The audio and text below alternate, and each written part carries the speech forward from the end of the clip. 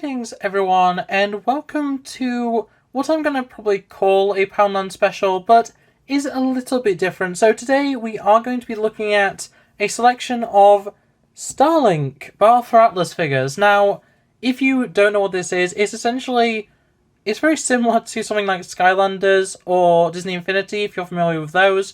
Basically, it's a bunch of figures, toy figures, action figures, displayables, little collectibles sort of thing, that you can then use in a video game, in this case, Starlink. And just to give you a better idea, I do actually have a starter pack for Starlink to basically show what kind of thing it is. So I'm not going to be opening this on video, but just to go over it real quick, this is obviously the Switch version, as you can see up there. And it came with Star Fox, which is the reason why I bought it personally. I'm a huge fan of Star Fox. But you basically got a ship, and with the regular version, not the Star Fox edition, you got one little character, which is this guy, and then you get two weapons. And the ship is different with the standard editions. This is just because it's a Star Fox thing. It's cool. But in any case, yeah, it's just a space game with toys that you then put into the game. And the weird thing about Starlink compared to games like Skylanders is that you don't actually need to buy the figures, buy the toys.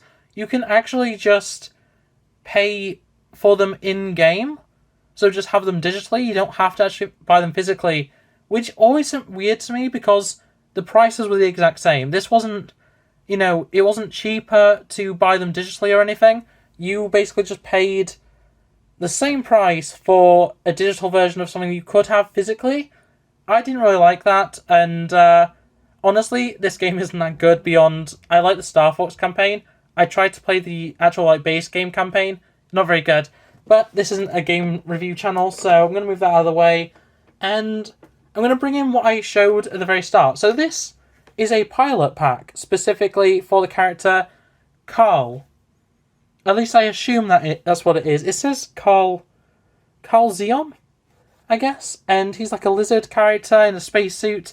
Looks pretty cool. And honestly, if this was a larger scale of figure, I would probably be more interested in it. In fact, I actually have a lot of Skylanders and Disney Infinity behind me, if I can get to it.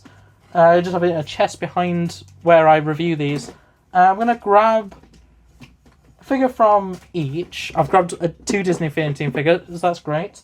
There we go, that's perfect. Oh no. So just to compare to Disney Infinity, that's a Sully from Disney Infinity 1.0, and that's a Spyro from, I believe it's a blue base, so Swap Force, I think. And as you can see, they're pretty small, and these are like regularly scaled characters. So with Disney Infinity, they are much smaller overall, like their toy box, they're supposed to be toy versions of the characters. And with Skylanders, it's pretty much the same thing, of they're supposed to be toys within universe. So them being a bit small and a bit weirdly shaped and stuff actually makes a lot of sense. Starlink doesn't have that as part of its story, so yeah, them being this small, it's a bit weird. And as I say, this is a Poundland special. These are selling basically every discount shop you can find, or if you go to somewhere like The Entertainer, which is a toy shop in the UK, you can actually get these on discount as well.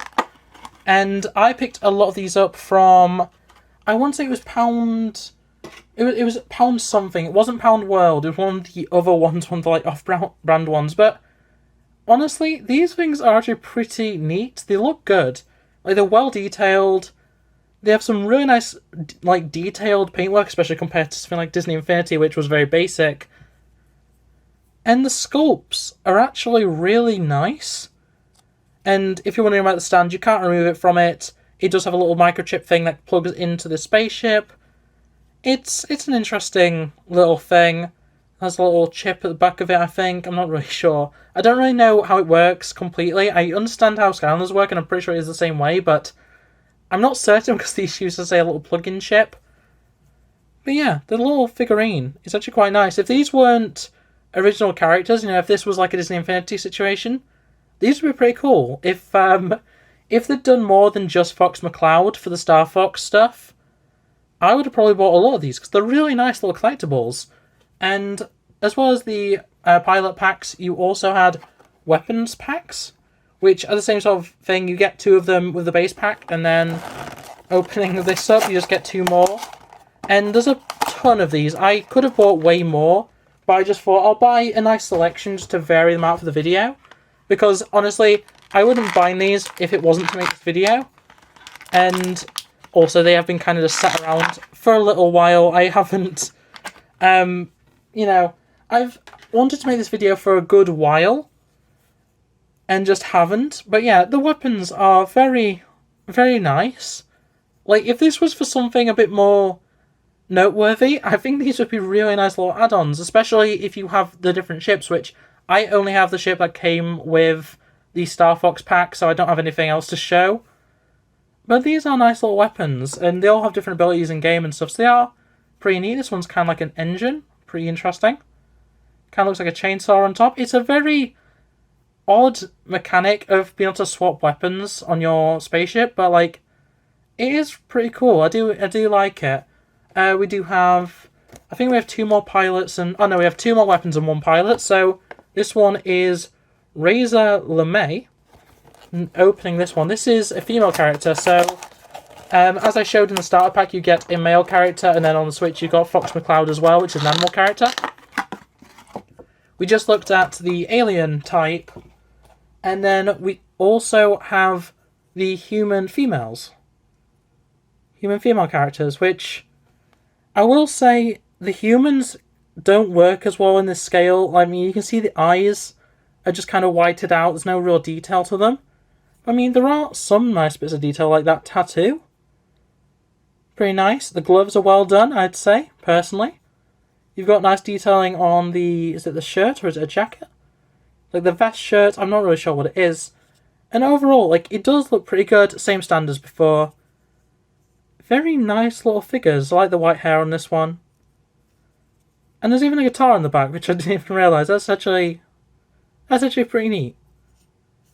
If I cared about this game, these would be pretty nice to have, just as, like, if nothing else, just as display items, even if I wasn't actually going to play the game. And in fact, I do have a lot of other figures, especially from Doctor Who, that would actually scale pretty well of these. I may try and remove them from these stands, maybe give them a flat stand.